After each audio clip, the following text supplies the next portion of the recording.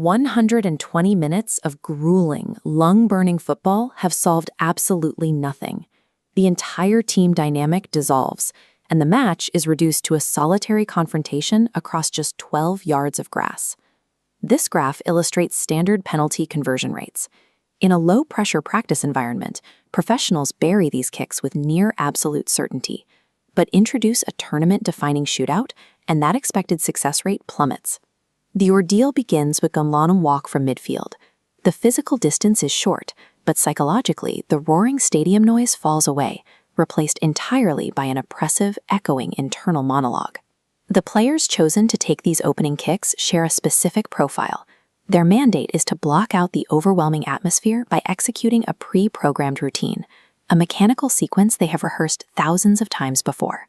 Stepping up and simply doing what is asked sounds straightforward. In reality, it requires the striker to actively suppress their body's surging adrenaline and override a very natural biological fight-or-flight response.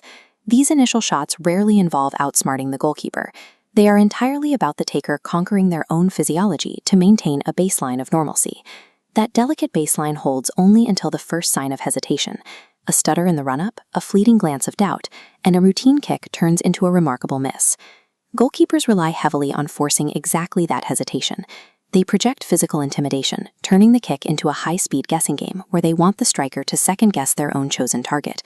When a keeper commits fully to a direction a fraction of a second early, they exploit that mounting doubt. If the striker is caught wrong-footed by the movement, the trap springs shut. This triggers a violent momentum swing. The anxiety generated by one teammate's failed attempt doesn't stay isolated. It acts like a sociological contagion, immediately infecting the next shooter waiting in the queue. Once that first miss registers, the reliable, mechanical routine vanishes. The shootout devolves into a completely asymmetrical psychological war. To counter this suffocating pressure, some players deploy a highly specific tool. Instead of power, they offer an audaciously slow, chipped ball straight down the center of the net. This maneuver traces back to Antonin Panenka. He engineered it to exploit the goalkeeper's tendency to dive early, creating a shot designed explicitly to cause psychological humiliation. This trajectory diagram compares the styles. If the keeper holds their ground, the striker looks entirely foolish.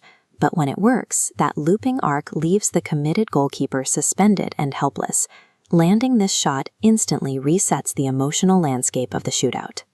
Deliberate, impactful tone. The chip is rarely about athletic superiority. It is a direct, calculated psychological attack designed to shatter an opponent's momentum. Eventually, 5 kicks are not enough, and the shootout enters sudden death.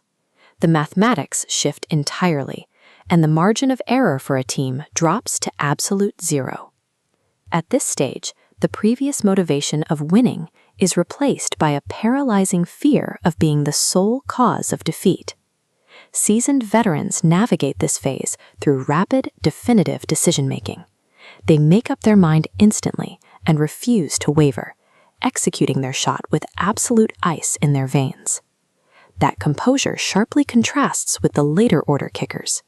These are often defenders, players heavily burdened by the sudden death format, forced extraordinarily reluctantly to the front of the queue to take a shot they never wanted. The tension ultimately peaks in a final confrontation. A desperate, exhausted striker steps up, only to face a goalkeeper who correctly reads the immense pressure, holds their nerve, and executes the final, match-winning save. Broadcasters frequently label this entire process a lottery. They write it off as a coin flip or a cruel game of pure chance. Surviving to the absolute edge of a shootout shows that victory belongs to the side with the strength of personality to master their own biology.